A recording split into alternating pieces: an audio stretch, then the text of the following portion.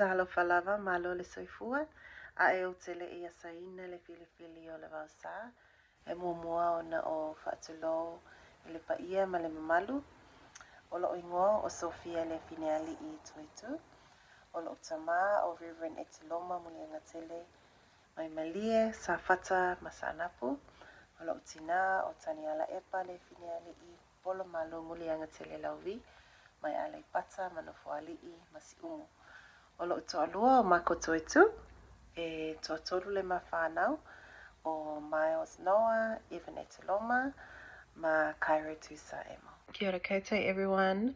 That was just a brief introduction in Samoan of who I am, who my people are, who my village are. I just thought it was really important that I acknowledge them because I would not be where I am today without them. So, yeah. Okay, so as an RTLB in South Auckland, my practice is constantly evolving. Recently, I've been exploring the power of community-based storying as a way of deepening my understanding of the experiences and perspectives within our diverse communities. This video is just a reflection on how this process has expanded my learning beyond my usual approaches, and the crucial role that ethics, research in the form of gathering voice and community-based perspectives play in shaping my ongoing mahi.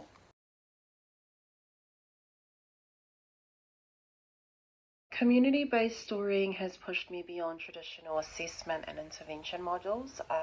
It's truly about listening, not just for the information, but for the underlying narratives, the values and the lived realities of our tamariki, their whānau, and their communities.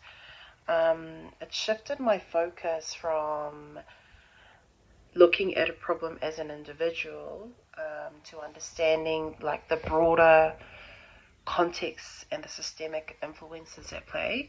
Like for instance, hearing directly from the kayako about the challenges that they face supporting traumatized students on the daily and understanding those experiences within the historical and cultural context of South Auckland has provided a depth of insight that I wouldn't have gained through standard professional development or individual case notes.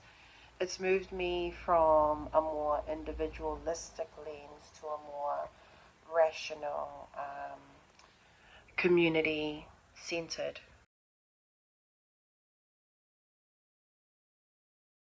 Central to this learning journey has been a heightened awareness of ethics, the power of dynamics inherent in research, particularly when gathering voice.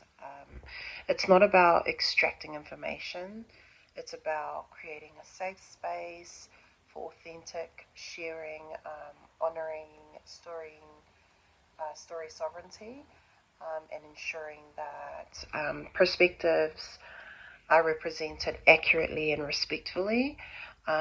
This has meant like consciously applying principles of reciprocity, respect for cultural protocols, and ensuring informed consent at every single step. So learning about the different cultural communication styles such as talanoa, like the potential for research bias and the importance of giving back to the community has fundamentally impacted how I approach information gathering now. It's made me more mindful of whose voices are being heard, and how they are interpreted, and the potential of impact of my interpretations.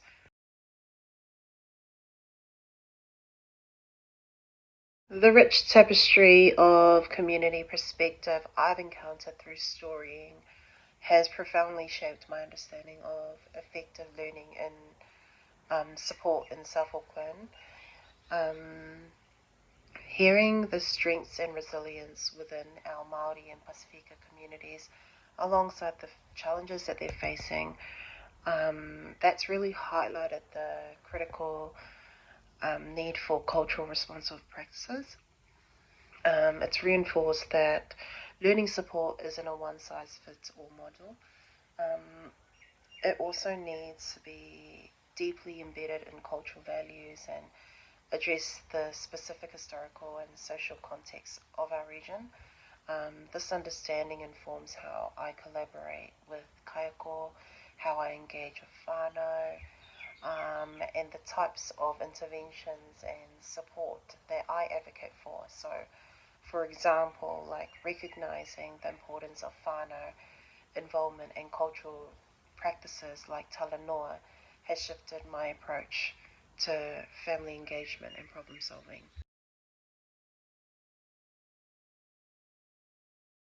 In conclusion, community based storying has been a powerful catalyst for my professional growth, pushing me beyond my existing practice and deepening my appreciation for the critical roles of ethics, research as respectful voice gathering, and authentic community perspectives. This learning will continue to inform and improve my ongoing practices in RTLB, enabling me to be more effective in the way I advocate and partner up with um, all other stakeholders in creating equitable and culturally sustaining learning environments for all tamariki here in South Auckland.